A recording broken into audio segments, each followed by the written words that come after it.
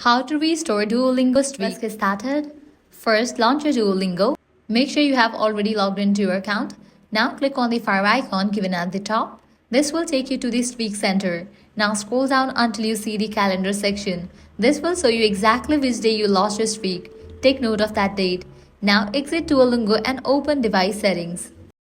Enable for the option airplane mode. Navigate to the option general. Scroll down and head over to the option date and time.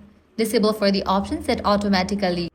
Now manually change the date to the exact day you missed your Duolingo lesson. For example, if you missed a lesson on July 14, set the device date to July 14. Go back to Duolingo and complete any lesson. It does not matter which one since you are offline. Duolingo will store the progress locally. After the lesson is completed, return to settings, date and time, turn on set automatically again. Then turn off airplane mode to reconnect to the internet.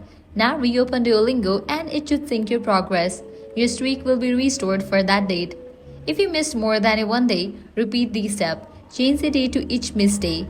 Complete the lesson while offline. Move to the next day and repeat.